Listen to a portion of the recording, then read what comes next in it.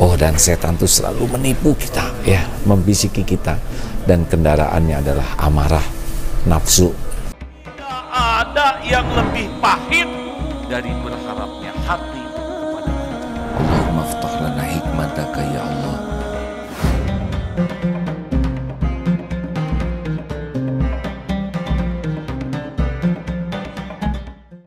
Alhamdulillahirabbil alamin. Allahumma shalli ala sayyidina Muhammadin wa ala alihi wa ashabihi ajma'in.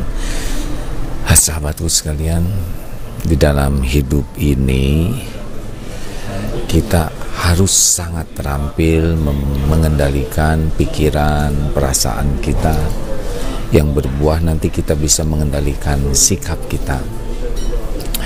Kita harus siap dengan kenyataan bahwa hidup ini tidak akan selamanya cocok dengan keinginan. Sikap yang kita lakukan pun belum tentu orang akan merespon kebaikan kita sesuai dengan harapan kita. Berikut ini adalah beberapa kiat menghadapi kemarahan kita dan kemarahan orang lain. Kita lihat, kalau kita sedang bersikap normal, hati kita sedang normal, maka wajah enak dilihat, perkataan enak didengar, juga tindakan-tindakannya itu menjadi pas dan solusi. Tetapi ketika seseorang sedang emosi, sedang marah, itu menjadi berbeda. Raut mukanya menjadi tidak nyaman, sepertinya tidak menjadi sesuatu yang indah. Tutur kata juga cenderung tidak baik, melukai, menyakiti, dan sangat tidak nyaman untuk didengar. Demikian pula tulisan dan tentu saja sikap. Kenapa demikian? Nah, karena situasinya sedang tidak normal. Orang yang emosional itu sedang emosi, sedang marah, sedang nafsu itu cenderung tidak normal.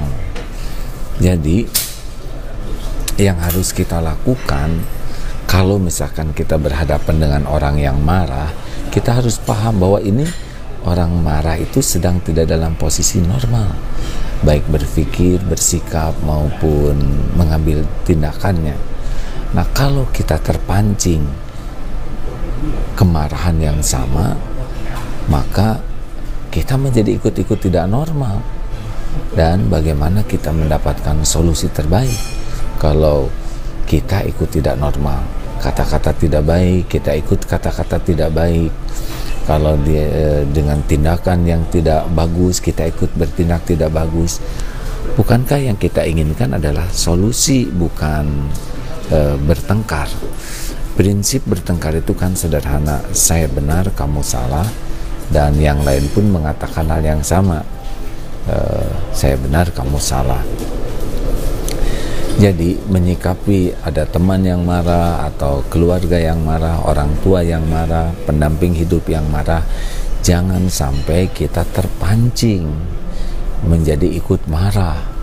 Jangan sampai kita terpancing melakukan hal yang sama. Jangan, karena marah dengan marah itu judulnya masalah bertambah, tidak karena sedang tidak normal, disikapi dengan tidak normal. Bagaimana akan mendapatkan hasil yang baik?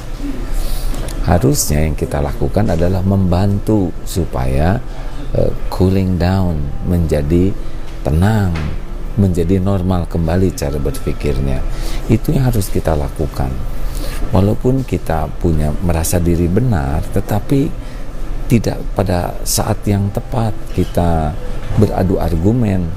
Lebih baik kita berusaha mengajak orang untuk lebih tenang, lebih jernih, lebih kalem.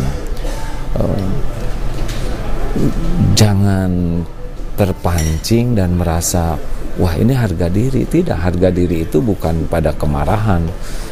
Harga diri itu bukan dengan perilaku yang kasar, keras, tidak. Harga diri kita justru kalau kita bersikap dewasa, bersikap matang, Tidak ada perlunya kita bertengkar dengan orang tua, apalagi dengan sanak saudara atau dengan pendamping hidup, ya, suami atau istri dengan anak. Untuk apa bertengkar? Bertengkar hanya bisa menyakiti. Jangan. Mungkin kita yang marah, maka yang lain yang sabar, atau misalkan yang lain yang sedang tidak dalam posisi stabil, kita yang menenangkan. Pokoknya jangan pernah bertengkar, karena bertengkar itu tidak sedang mencari kebenaran. Bertengkar itu masing-masing mencari kemenangan dengan pembenaran. Yang kita cari itu bukan kemenangan, bukan pembenaran. Yang kita cari itu adalah solusi yang benar.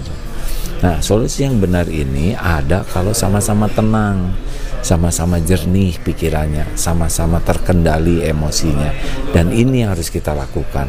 Kalau ada di antara kita yang sedang emosi, maka yang kita lakukan adalah membantu supaya cooling down. Qalu salama, kita membuat tenang, tidak apa-apa. Kita tidak perlu menunjukkan kehebatan, kepintaran, atau menunjukkan sesuatu yang membuat kelihatannya kita happy. Tidak penting. Yang penting adalah turun emosi, turun kemarahan. Nah, kalau semua sudah terkendali, nanti bisa bicara baik-baik, bisa menyelesaikan masalah. Jangan mengambil keputusan ketika sedang marah. Kata Imam Ali kan begitu. Jangan mengobrol janji ketika sedang senang, dan jangan mengambil keputusan ketika sedang marah. Nah, sahabatku yang baik, ini penting sekali. Kita harus dalam posisi membuat suasana menjadi tenang, suasana menjadi normal, menjadi jernih, dan dari sanalah nanti kita bisa bertukar pikiran, mencari solusi yang paling adil. Jadi jangan sikapi kemarahan dengan kemarahan, jangan mudah tersinggung, jangan mudah terpancing, jangan mudah terbakar apalagi, dan jangan sampai kita menjadi orang yang sama-sama tidak bisa pikir jernih dan normal. Lihatlah ya, kalau orang bertengkar, dua-duanya bicara, dua-duanya berteriak, lalu siapa yang dengar? Yang dengar adalah tetangga, anak-anak, dan membuat mereka jadi pilu. Lihatlah kalau sedang bertengkar, keras sekali suaranya, tidak peduli dengan siapapun, padahal dekat. Kenapa? Karena emang tidak ingin mendengar, hanya ingin memuntahkan nafsu. Kita tidak boleh begini. Rasulullah tidak mencontohkan seperti itu. Seorang yang hayyinin, tenang dan menenangkan, teduh dan meneduhkan. Layin, orang yang sopan, santun dalam situasi apapun. Nabi Musa berhadapan dengan Fir'aun yang udah sangat zalim, juga menuhankan dirinya, tapi diperintahkannya tetap berbicara lemah lembut. Ini termasuk ibadur rahman, hamba Allah yang maha penyayang, adalah justru yang ketika ada orang yang jahil itu bukan bodoh, tetapi sedang tidak bisa menahan dirinya mengatakan sesuatu, kita harus mengatakan sesuatu yang mendamaikan, menyejukkan, menenteramkan. Qalu salama. Dan kita juga jangan merasa hebat dengan bisa membuat suasana jadi lebih baik, ya. Begitulah sahabat-sahabatku sekalian, mudah-mudahan ada hikmah dan manfaatnya. Selalu tenang dalam segala kondisi. Ingat, target kita menjadi pribadi yang hayyinin, orang yang tenang lahir batinnya dan menenangkan, teduh dan meneduhkan, tidak mudah terpancing, tidak mudah emosi, tidak gerasa gerusu, tidak temperamental. Ini yang tuharramu alaihin nar, yang diharamkan jadi ahli neraka. Kita juga lain, tetap menyikapi keadaan itu dengan sopan santun, bahasa yang sopan, lemah lembut, penuh kasih sayang, dan qarib, hangat, penuh kerendahan hati. Jangan sok saya penting, saya hebat, saya berjasa, saya adalah nggak penting lah. Tidak penting pengakuan seperti itu. Yang penting kita rendah hati terus dan sahal, mudahkan urusan itu. Jangan kita buat ribet, jangan kita persulit, jangan kita dramatisir.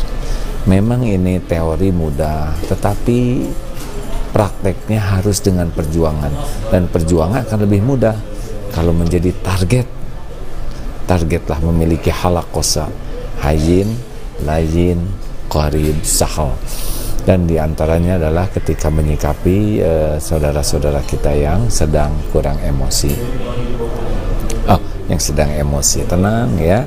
Tugas kita adalah cooling down, membuat suasana lebih tenang. Mengalah tidak apa-apa, tidak penting kok kita kelihatan hebat, juara, enggak. Penting mengalah, cooling down, jernih, tenang.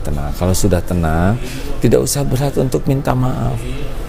Kalau kita salah apalagi, tapi kalaupun kita tidak salah, minta maaf tidak ada ruginya. Kalau itu bisa membuat cooling down, ya. Jangan berdebat, walaupun benar jangan berdebat. Kok jangan berdebat? Ya karena berdebat itu cenderung ingin menang, jadi emosional. Nah kita kan memerlukan solusi, bukan menang kalah, tapi mana yang solusi terbaik.